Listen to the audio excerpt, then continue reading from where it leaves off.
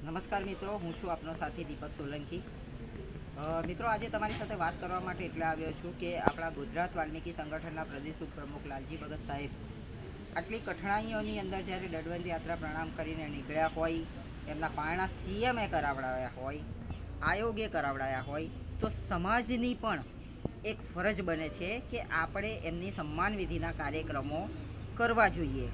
33 જિલ્લા જે ગુજરાતના છે, જેની અંદર આપણા વાલ્મીકી સમાજના ખૂબ મોટી સંખ્યામાં ભાઈઓ બહેનો, સામાજિક સંતો, મહંતો, કાર્યકર્તાઓ અને આગેવાનો છે, તો આપણે એમનો એક સન્માન વિધિનો કાર્યક્રમ પોતાના જિલ્લાઓની અંદર, પોતાની અંદર, આપણા સિટીની અંદર, ગામડાઓમાં દરેક જગ્યાએ એમના સન્માન વિધિના કાર્યક્રમો થાય અને ગુજરાતના 33 જિલ્લાની અંદર એટલો ખૂબ મોટો પડઘો પડવો જોઈએ કે આવનાર સમયની અંદર વાલ્મીકી સમાજ જ્યારે પણ જ્યાં બી ઊભો રહે તો એને જોઈ અને અનેક અધિકારીઓ એવું કહેવા જોઈએ કે આમના પ્રશ્નોને પહેલાં આપણે આવરી લેવા જોઈએ।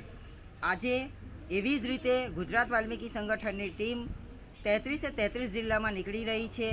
ટૂંક જ સમયની અંદર તમારા જિલ્લાનો બી પ્રોગ્રામ તમને સુપ્રત કરવામાં આવશે। મારી એક નમ્ર અરજ છે કે આવો સૌ સાથે મળીને સમાજને એક નવી દિશા તરફ લઈ જઈએ। ગુજરાત વાલ્મીકી સંગઠનના પ્રદેશ પ્રમુખ એવા લાલજી ભગત સાહેબના વધામણા કરીએ, એમને ખૂબ વધાઈ અને આપણે છેક ઉપર સુધી લઈ જઈએ। અને તમારા જિલ્લાના પ્રોગ્રામો તમે લખી રાખો। આવનાર સમયની અંદર અમે ટૂંક જ સમયમાં અમારી ટીમ તમારી સાથે ઉપસ્થિત થઈ રહી છે। મારું નામ દીપક સોલંકી, ગુજરાત વાલ્મીકી સંગઠન પ્રદેશ ઉપપ્રમુખ। જય હિન્દ, જય ભારત।